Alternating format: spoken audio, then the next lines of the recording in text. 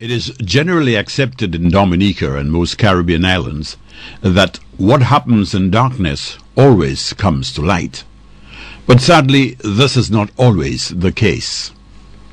In the case of men who have sex with men, or MSM, they are forced to exist in a world of perpetual darkness, a world of dimness and deception, in which their sexual persona lies hidden behind heavy social masks. It is therefore irrefutable that in most Caribbean countries, men who have sex with men live on the fringes of society in a world of stigma and discrimination. And we have discovered that these shadows are so heavy and full of potential dangers that Mr. X, the MSM representative, who agreed to join this conversation, asked us to disguise both his features and his voice because of a fear of recrimination and social backlash. There is no doubt about that people are indeed living in the shadows. In addition to being Antiguan and working here for 5 years, I've also spent 14 years in Jamaica, and the same is true for each of these countries, that indeed these men do live in the shadows. There is absolutely no doubt about that. Obviously, this is something that has infiltrated our country. And whether they're living in the shadow or they're living, they're very visible. One could contend with that, but definitely there is the presence of that in our nation. We, in no way, especially the Pentecostal assemblies of the West Indies and the Association of Evangelical Churches, and of course the church I pastor, we hold very strong opposition to this lifestyle. This is not a biblical lifestyle. In fact, the Bible actually condemns it. And I just want to read for your information from the book of Leviticus, chapter 18, verse 22, and chapter 20, verse 13. Here's what it says. You shall not lie with a male as with a woman. It is an abomination. And you'll notice that the Bible didn't just call it a sin, call it an abomination. There are those of us who were actually born homosexuals. So, let me tell you this. I think that if one day I woke up tomorrow morning and I had a choice, I had two choices. One homosexual, two heterosexual. Do you think that I would choose to be homosexual? I have not a homosexual bone in my body. If I had that choice, and I had no homosexual tendencies and no homosexual bones in my body, I would choose to be heterosexual. Today I have a wife and maybe 2, 3, 4, 5, 6 children. Definitely they are living in the shadows. Simply because of society, the way we feel about MSMs or men who have sex with men, and also because of the laws that are on the books regarding men who have sex with men. I think that the majority of them live in the shadows particularly because of the labeling and the stigma and discrimination associated with being homosexual. A lot of them are mindful and afraid of the onslaught if they come out, and therefore they have to sort of hide or live in the shadows, as you want to call it. Some of them are a little fearful and feel that they should continue living in the shadows. However, times have changed. A lot of us are out there, but we are not out. A lot of people will look at us, okay, he is gay, she is gay, you know. But as to when I was growing up in the 70s and 80s, the name callings and all those things have gone to past a little. Right now it is not as rampant and as evident as it was years ago. People now will either whisper or say one thing, or you pass around the roadside and there's a gang of guys standing at a strip corner, they'll just yell out something and leave it at that. Now there are those who try to take it on further, but it's not as it used to be years ago when you were absolutely being bombarded with derogatory names. Right now it has taken a lower step. But a lot of us, some of us prefer not to out ourselves or not to make ourselves too out there but persons know that we are MSMs. And there are those of us who couldn't give a flying F, who knows or who does not know. To quote AIDS Star 1, an online AIDS support and technical assistance resource, men who have sex with men, MSM, are a priority for HIV prevention in all parts of the world. This is instructive for us in Dominica. AIDS Star 1 says globally, MSM are at significantly greater risk for HIV infection than other adults of reproductive age. Factors contributing to this risk include biological, behavioral, and structural factors such as unprotected anal intercourse, multiple sex partners, and the social marginalization and discrimination that MSM often endure. Now, there are guys out there who are infecting men and women, and they don't know it because they refuse to get themselves checked, to have knowledge of their status. It's not just HIV, but other STDs, especially HIV right now. So there are guys out there who are just afraid. There are men out there I know of who are infected and are deliberately infecting others. Why? They're pissed off, they're angry that they got infected. So there are persons out there that I know of are deliberately infecting others, especially the gay for pay guys.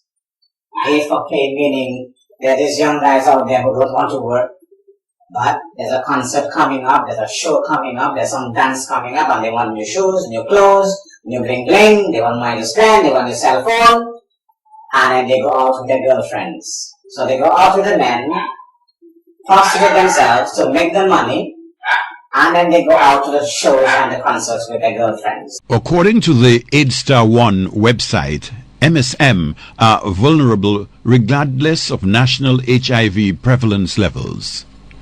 In medium to high prevalence areas, such as parts of Asia and sub-Saharan Africa, and we add the Caribbean, MSM are on average more than 9 times more vulnerable to infection than the general population. However, in Dominica, although accurate data on men who have sex with men and their relationship to HIV and AIDS is not available, it is significant to note that since 1987, more men than women have been recorded as being HIV positive. Moreover, the culminative figures to 2009 list 248 males as being HIV positive compared to 98 females. Also, with regards to HIV positive cases by sex, from 1987 to 2003, 71.1% of reported cases were males, while females constituted 27.4%. This data may be a cause for concern, since the recorded figures go against the grain in relation to comparative regional and international statistics.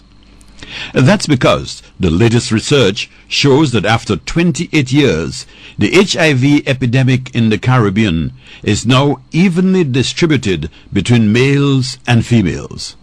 This means that the Dominica figures, which are still skewed with regards to male contagion, may be seen as something of an epidemiological anomaly. Those statistics gives a message. It tells you indirectly whether or not people want to believe it or not. It tells you that there are a greater population of men who are having sex with other men than we are ready to admit in Dominica. Don't be hypocrite about it, because in Dominica, let me tell you something, give it another 10 or 15 years, it is going to be so prevalent. Because as far as I'm concerned, I would say that 90 or 95% of the male population in Dominica, if they are not homosexual, they have homosexual tendencies. And if they have homosexual tendencies, they are either on the down low or bisexual males. And I'm telling you this, I may be wrong, but I believe 90 to 95% of the male populace in Dominica have had or is having sexual intercourse or sexual behaviors with another male. Local data also indicate that with regards to AIDS cases by category between 1989 and 1999, 40% of the reported cases were listed as bisexual, 13% as homosexual, and 40% as heterosexual. However, if we were to combine the bisexual and homosexual segments into a single new MSM category, this would total 53% of all the reported cases.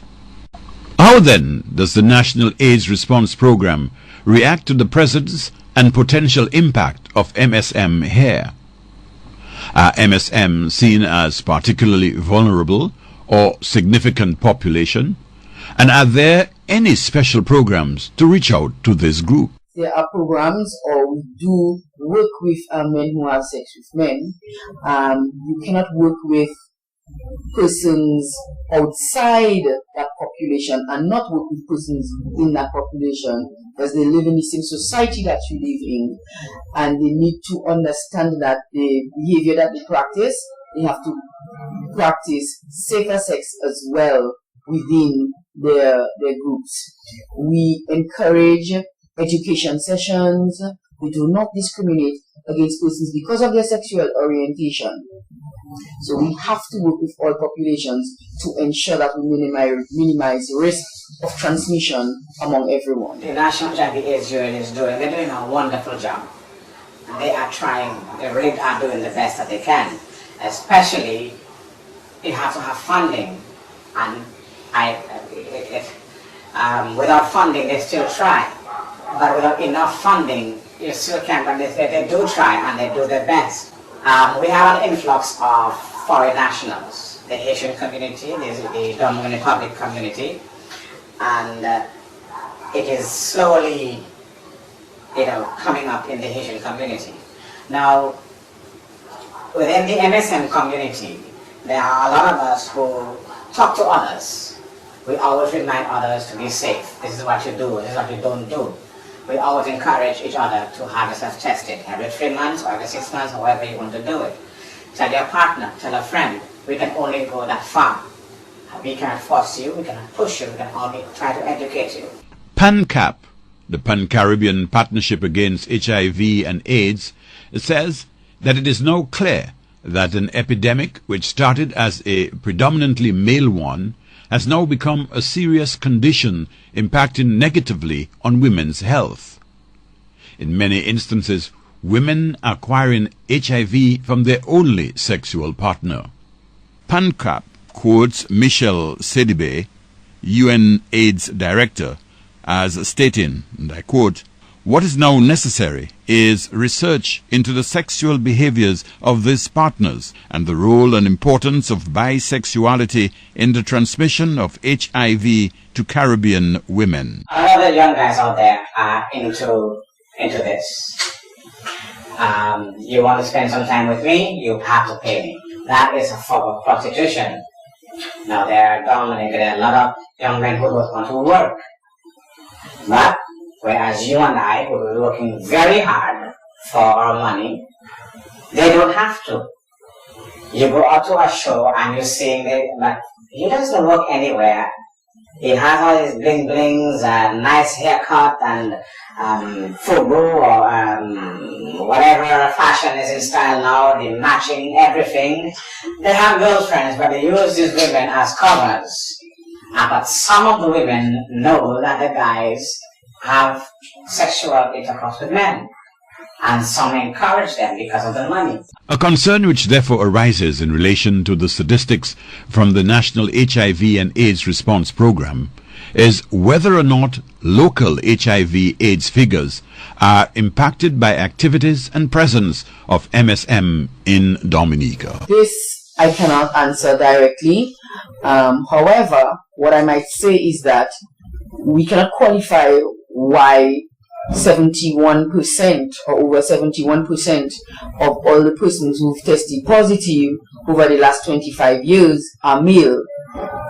We are in the process of looking at a study which may be able to address the seroprevalence rate among our men who have sex with men. But at the moment, you cannot say that is because we have more men having sex with men that or we have more male testing positive. That's not scientifically based.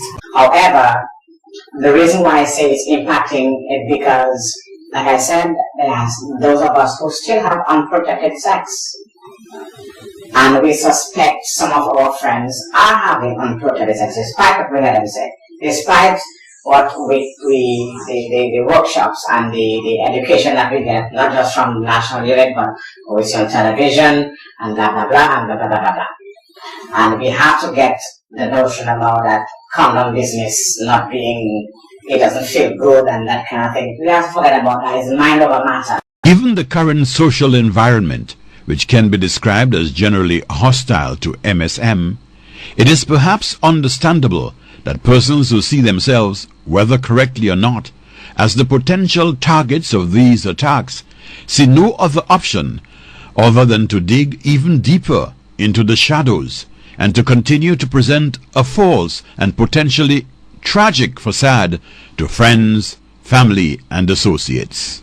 To add to this, our popular media in Dominica has fostered and reinforced a very negative stereotype of MSM over the years. An example of this sentiment surfaces in the 1987 calypso "Watch Your Bottom" by three-time calypso monarch the NC. The lyrics to this song warned male revelers that there were homosexuals in the band dressed as women, and they should be careful who they whining on. The senator, under the popular local calypsonian, was a little more subtle in his song "Anti-Man" in 2001. So listen to me, don't pass judgment on the lady.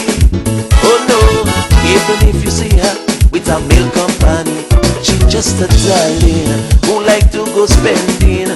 But I must admit she like to have lolly sucking. My auntie don't like no friend that talk too much. Whenever she give you enough. Because of that, so many young guys wonder. Oh yes, to them she's just like a godfather. That's just my auntie, loyal and friendly. That's why all her friends are always happy and gay. One predictable result of this negative onslaught in our popular media and other strata of society is that MSM and MSM living with HIV are reluctant to seek help and support and often engage in practices which can lead to tragic consequences. But most alarming is the potential for this general homophobic mindset to result in actual injury and harm, and in extreme cases even death, to persons suspected or known to be gay. This is illustrated by a report in local media on the stabbing death of a 55-year-old man, which occurred on the 21st of September 2010 in the second town of Portsmouth. According to the report, this alleged assault is suspected to be a possible hate crime against gay people. The victim's sister-in-law is quoted as saying that some people in the community were of the opinion that her brother was gay, but she questioned whether this was enough to warrant his death. While the final outcome of this matter is an issue for the courts to decide, including its classification as a quote-unquote hate crime, this development is nevertheless extremely serious within the context of this dialogue. The circumstances of this case also underscores the need for our society to seriously address the issue of stigma and discrimination with regards to MSMs and other minorities. I think that is connected because a man being stabbed, being called a derogatory name, and because he either answered and the person who called him the name did not like the answer, it must have burnt him really bad. Simple answer. Or, I don't know the full extent of the case and what happened, but I'm trying to figure out what happened there. Or he did not answer, And the person would have gotten so enraged that he called him on the verdict expecting him to answer. Didn't answer or did answer. He went across the street and stabbed the man in broad daylight. The other thing is too, persons saw the stabbing and the man is lying on the ground bleeding, asking for help, as I understood, and no one helped him. He could have been saved. He could have been saved. I believe he could have been saved. No one came to his rescue, as I was told when I asked around. Now that should have never happened. It should have never happened. I have had friends who were mugged. I myself was mugged at knife point. I decided to take everything, take the money, take the watch, take the phone. Please just leave me with my life. I could not report it. I was mugged because of my because my attacker, and I call it my attacker. He said to me, I know you, I know where you live, and I know you gay. And all you gay man, all you soft, all you not going to the police. But not all of us are soft. The thing is, I was caught off guard. So therefore, yes, fear, fright, disbelief, everything is playing in your head one time, and there's a knife to your throat. Now you have to think. He may or may not slash my throat. For me, the best thing to do is just to take everything. They can be replaced. Yes, I work hard for that money. I will work harder for it. You know, just take everything and spare my life. Now, I could not report it because go in there and they will ask you, what did he say? You will have to make up a story or tell them the truth. Then now, the policemen here in Dominica, they laugh at you. Oh, he's a Mambagara. Oh, Mr. Gay. Let's read that. Sometimes they will not look at it because I have called over the phone. I've had people follow me and threatened my life. And I'm yet to see a policeman or policewoman. That in itself is a very ticklish issue. I think that as a human person, that there should never be discrimination against human beings. If a person is oriented in a particular way, that person should not be discriminated against because of one's orientation. I can just say quickly that I'm aware of other instances in Antigua, for example, and in Jamaica, where people have alleged to have been murdered because they were either caught in an act or because the person who they are alleged to have had sexual relationship with might have attacked them because of a relationship gone sour. I do agree that we have to condemn the act of violence against anyone for any reason at all. It is taking law in their own hands. It is judging and therefore determining what that judgment would be for other people who are not like us. It is obvious that the first stage in crafting a more progressive and healthy relationship with MSM community in Dominica, and indeed the Caribbean, is of course to achieve a change in the hearts and minds of our people. Another fundamental necessity is a review and modernization of our legislation.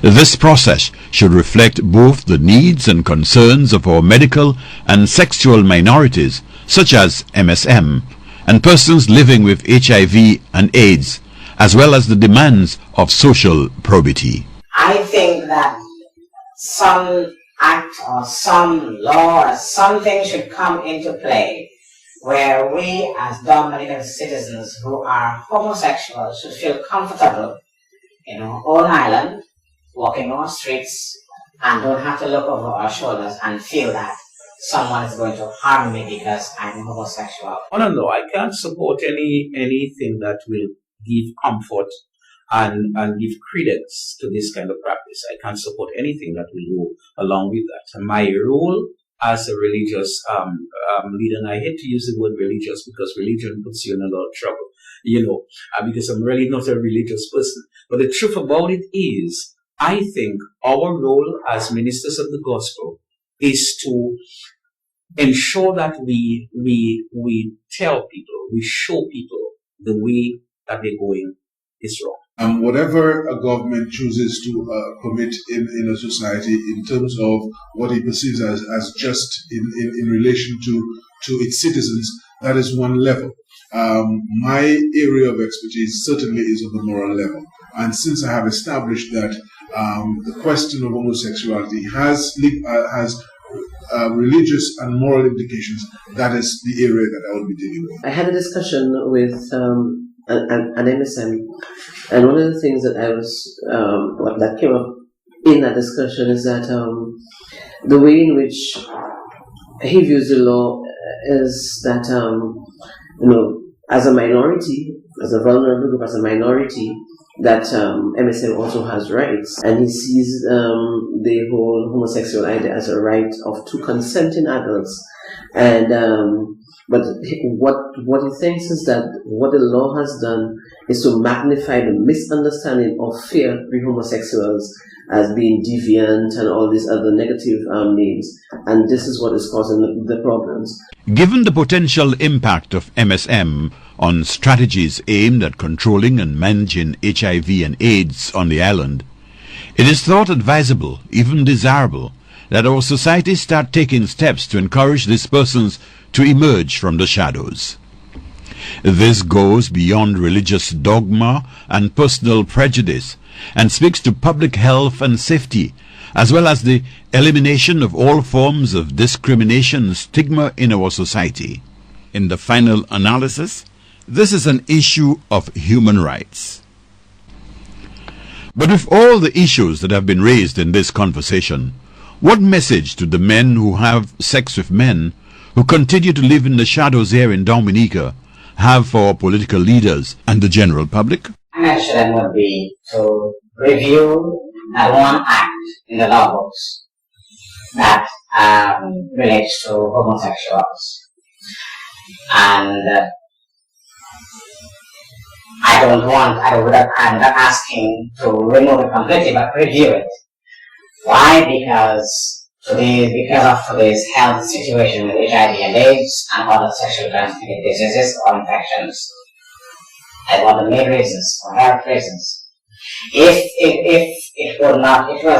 can be made to be not so drastic or not so draconian as to the punishment if we were caught in public two men having sex with each other. Review it, go through it, don't leave it and make it so draconian, so British colonial, where it is such a bad thing when it has been around, from the beginning of time. Then I think it would be better. It would make the health situation a lot different. We want to feel comfortable in our own home. We want to feel comfortable on our island that we love so much that we come home to. I would also say to them, we're asking you to accept us, but we're asking you to listen to us, to understand us, respect us, and ask us to educate you on our lives and what we can do to better impact society. So don't be afraid. Light a candle, turn on the lights, and help someone strip away their facade and reveal their true selves without fear of disgrace or rejection. Help a brother, a husband, a cousin, a friend to take the bold steps from the shadows into the bright light of social acceptance. Help someone to live their life out of the shadows.